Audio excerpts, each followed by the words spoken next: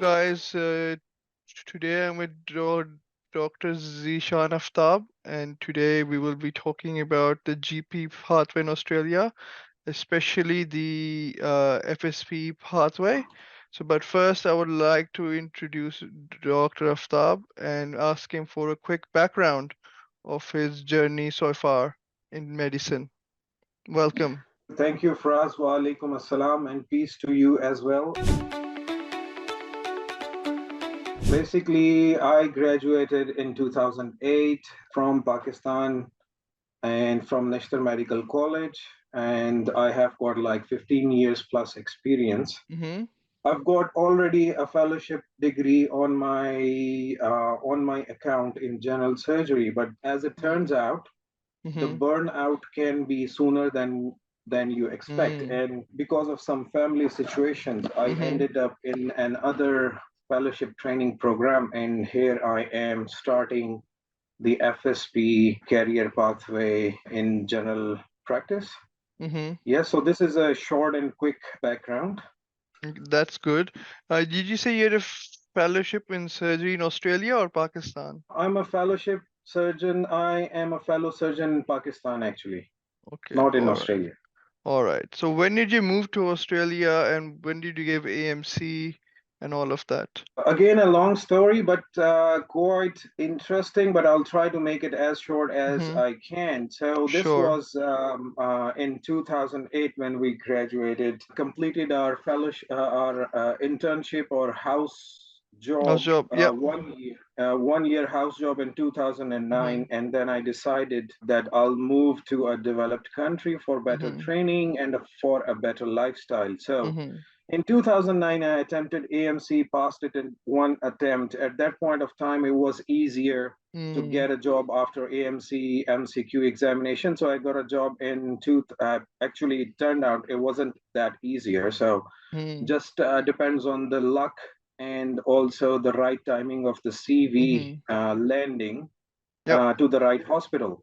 So I got a job in 2010, contract started in 2011.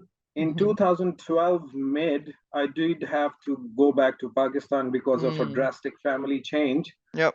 That was unavoidable, so I did have to go back to Pakistan. So 2012, all the progress came to zero. But fortunately, in 2012, I did get my AMC clinical exam date, and I did pass that before going.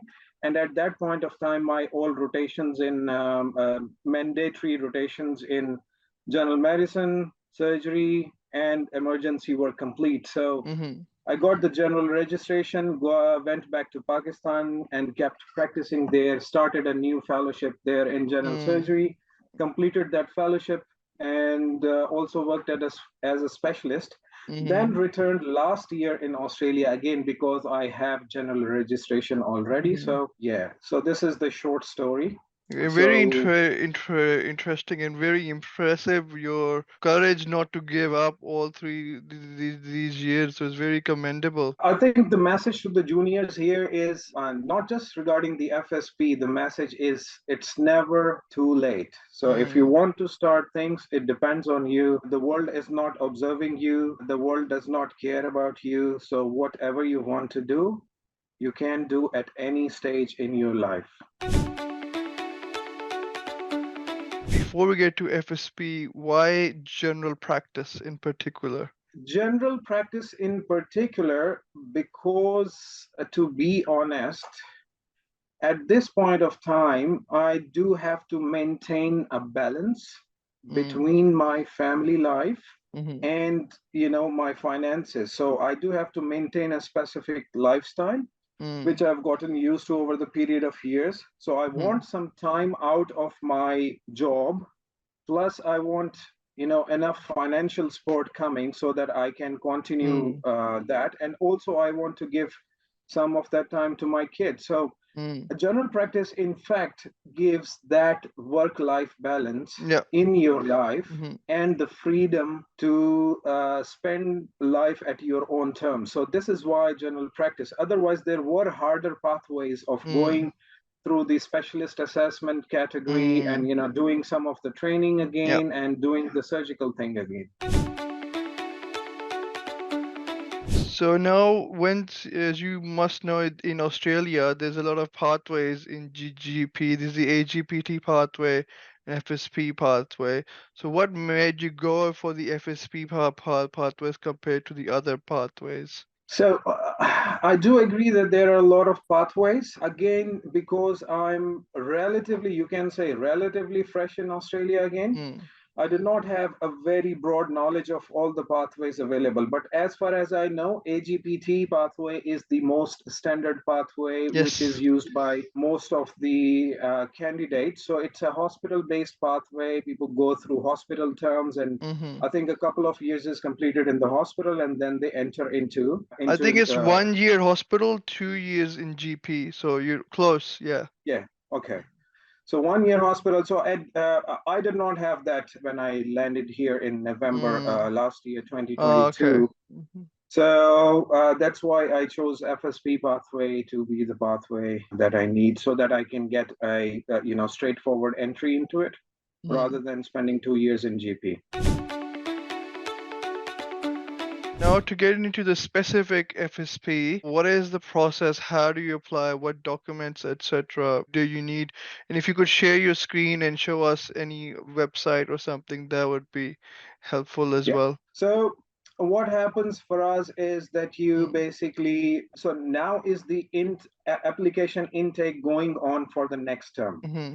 Just so everybody knows, this is the second intake started on 3rd of July. So I'm in training officially starting on 3rd of July. Yep. But the applications for the next term, which is supposed to be started on 8th of January, as Mm-hmm. you can see here, the applications are open for that at the moment, Mm-hmm. and they give about 1 month for the application intake for the candidates to basically go in and start filling the application, right? Yep. So what can you do before this point of time? So for the students or for the candidates who are looking for going into the FSP program in the not in the January term, but in the July term 2024. After this July, they would just submit an expression of interest. So whenever you write RACGP FSP on the Google, it will automatically take you to the RACGP page Mm-hmm. that deals with the FSP program. Yep. And if the applications are not open, there will be a link present there, which is not present nowadays because the application is open, Yep. which says express your interest. So Mm-hmm. you just write your complete name, your email address, and a couple of other particulars that I don't remember, but Mm-hmm. nothing specific. So you just express your interest, and the RACGP will register that and will let you know when the applications are opening. So Sure. they will send you an email about a month before, then 15 days before, that the RACGP application is opening. Mm-hmm. At this date, until that date, you should fill your application. Mm-hmm. Another point to remember, an important one, is that they will also send you an email just before opening of the applications or just after opening of the applications that there is a Zoom webinar seminar happening somewhere which you are Mm. invited to join because you're interested. So you can join that, and that will give you an overall idea of FSP application process. Sure. So this is what happens in the start. So when the application is open, the basic requirements I found were, one of them was that your CV should be updated. So do not wait until a lot of days pass. So start Mm-hmm. from the day one of applications opening, Mm-hmm. go inside the application, start reading the application. Until you finalize the application, anything Mm-hmm. can be changed. Sure. All right, so whatever data you know, start putting in, go to the next page. Otherwise, it won't go to the next page. Sure. So if you, yes, so keep applications, view your application, I would say, in a DA or two. And what I used to do is take screen captures from the application and save them if I had some questions in mind, right? Mm. Okay. So one of the requirements is that there should be updated CV according to the RACGP template, and this template will also be present inside your application. So Mm-hmm. download the template. This is a PDF template that can be filled or typed in. So start filling out your CV appropriately. and matching, of course, to your clinical experience and Mm-hmm. everything. And do not miss any GP experience if you have done in the past. So I'm Yep. basically a surgical specialist, but I do have heaps of general practice experience in Pakistan as well. Okay. So please do not miss that. Second thing that is required is they ask a specific question about your moratorium. So what is Mm-hmm. the status about your moratorium?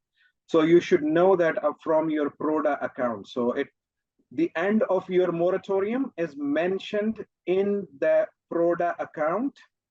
And if you do not know how to get to it, the first thing that you need to do is make a PRODA account, Mm-hmm. then write on the Google moratorium on PRODA account. So it will take you to a link, open that up, and there is a clear date written on the end of moratorium, Okay. right? That is required in the application. Number two, some specifics about the place of practice that you are going to work and train in are required. For example, so is your practice eligible? So let's start from here. So this is a Mm-hmm. self-funded program, Yep. which means that you have to pay to get trained. Yep. Second thing, 24-month program is the education time. Yep. They have divided into two portions. One is the education, and the other one is the post-education. Post-education is 3 years where you do have to complete all the exams. So after 24-month program, you will be eligible to sit for the exams. All right. Yep. 2 intakes per year. This is we have mentioned. While one intake is starting, the next intake applications should be open by that point of time. Yep. Right. Applications for the third intake will open 3rd July and will close 27th July. CAAKT is no longer a factor for FSP. Um, this time I got an email from RSEGP because of the shortage of candidates. We are not conducting any test. So you are selected because there were a limited number of applications. So everyone, I presume everybody who fulfilled the practice criteria or the supervision criteria got into the fellowship exam this time. Yep. So next, first intake, second intake, third intake. Yep. Now the FSP eligibility and selection. This becomes a little bit important. Australian, New Zealand citizenship or temporary or permanent residence. So this is obvious, but the program that we are doing may not involve these categories. So you must hold a registration under the general, provisional, supervision level 2 and above. This is more important. So supervision level 2 and above, you should be requiring standard pathway or limited, or you can have a limited supervision just in GP practice, but you should be supervision level 2 and above. Yep. This means if you are a fresh international medical graduate brought in from another country and you only have AMC 1 plus PESCI to work in general practice, your supervision level should still be above level 2. And this level is basically decided by Australian Health Practitioner Regulation Agency. APRA decides what supervision level should you be on. Secondly, when you're planning for doing the training, ask your practice whether it's an MM located in an MM2 to 7 location. Yep. Right? And the practice completes or has general practice fellowship program placement guidelines implemented inside the practice, right? Yep. So this is the requirement, and most of the practices are, right? Yep. Applicant must have one exam semester remaining. We'll do that at the end.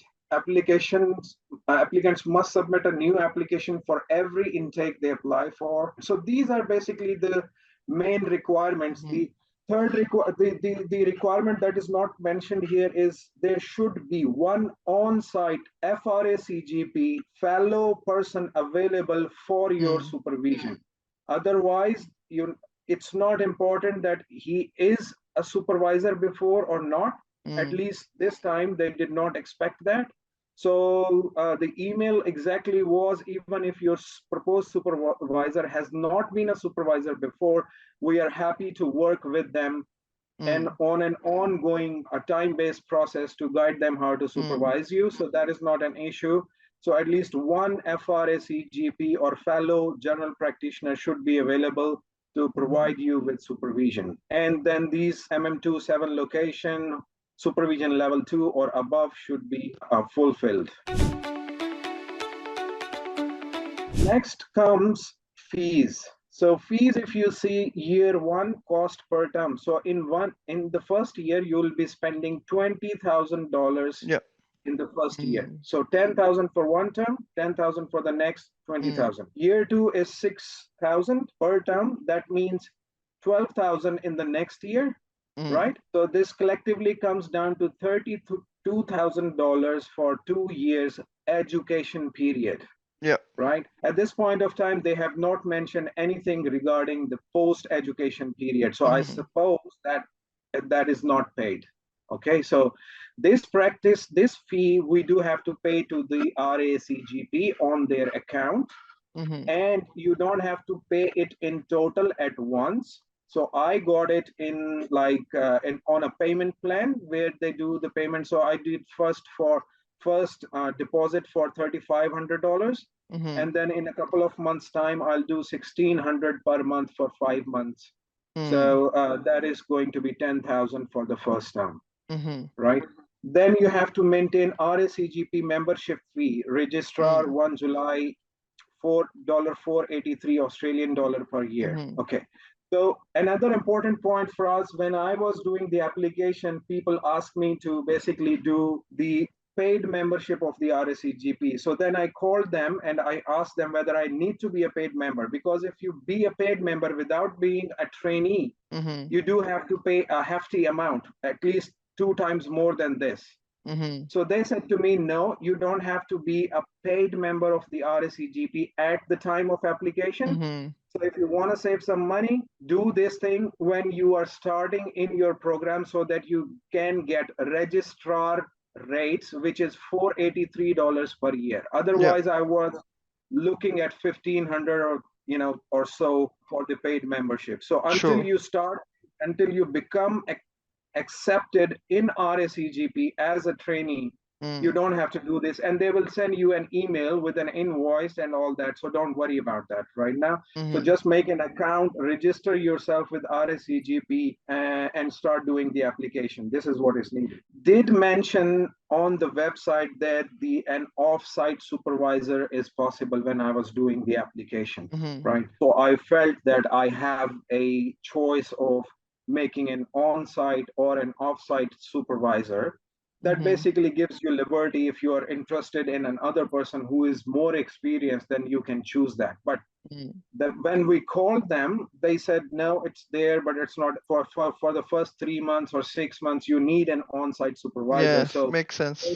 basically off-site supervisor is not initially a good option to pick in. So if someone has in their mind that they're going to pick an off-site supervisor, please take that out of your mind for the time being and just go with the on-site supervisor. All right, so post-education fees, nothing specific, but they're not going to cover the exam fees or your travel fees or Mm. enrollment in fellowship exams, but there's nothing for working to pay yourself for getting trained, because training was initially 2 years and that is Mm. over now. So you do have to pay your exam fees. I think this is what is meant by this area. Yep. A couple of important points that I want to share here. Some people ask, what is the point of doing the FSP pathway while you're paying like $32,000 over a course of Exactly. 2 years? Yeah. So I would say, because when I was not in the training pathway, I was doing the non-VR billing, which is the non-vocational register billing or non-specialist billing. Mhm. What is good about the FSP pathway, or maybe for the AGPT pathway, is that you can do VR billing on from the first day of starting FSP. What do you mean by VR billing? So VR billing is the specialist billing. So Yep. when you become a specialist, you can claim more dollars from Mm. the Australian Medicare agency Mhm. what you were doing before you have become a specialist. So Mm. non-specialists charge less, Mm, and specialist GPs get paid more. But while mm, you are being trained inside the FSP and you are a trainee, you can bill the same as a specialist is doing. mm, And that, my friend, basically takes out enough money to pay for the $10,000 for 6 months. mm, Plus, in the next year, you can save some for yourself as well. So, the calculations that I did at the number of patients that I am doing at the moment made a difference of at least $2,000 per month.